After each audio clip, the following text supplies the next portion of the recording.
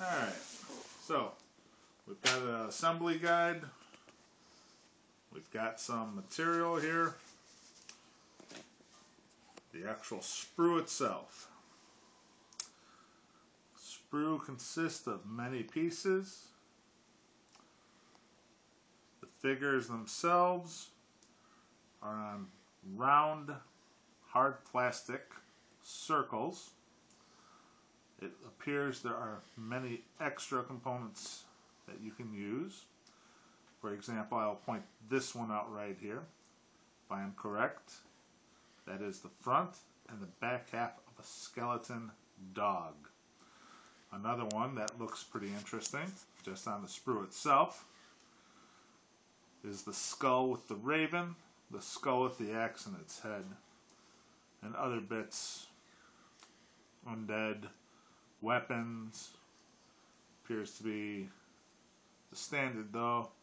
Is an armored warrior with a blank shield. So that's one sprue. The second sprue is where we tend to get the legs, it appears. So we've got the legs running up here. More weapons, probably to design champions, standard bearers, and probably musicians if my eyes were a little better and I could actually see everything I was looking at. But that's the things we see on this sprue. More material. And this is nice. Appears we get some plastic material in order for good stuff, including Mantic points.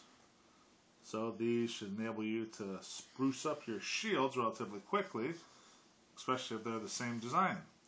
And we see a blank shield here and the design of the shield here. So for those of you, like myself at times, whose artistic talent does not flow in the direction of straight lines, and you wish those, such as that, you've got that covered.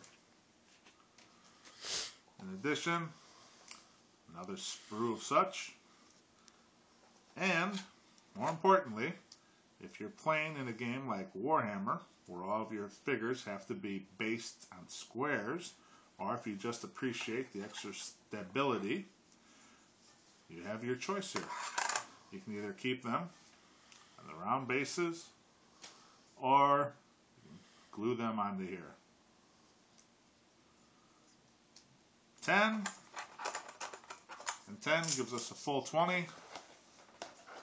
And the full 20 does match the Undead Regiment here. So you should be able to design your undead in a manner of your choosing.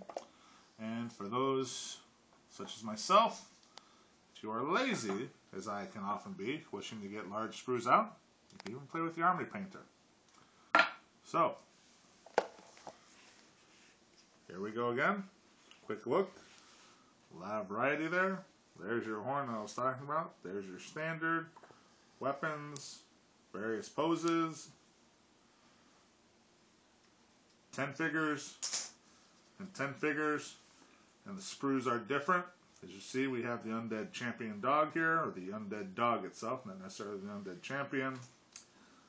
Figures with open hands, allowing you to place a variety of weapons in them.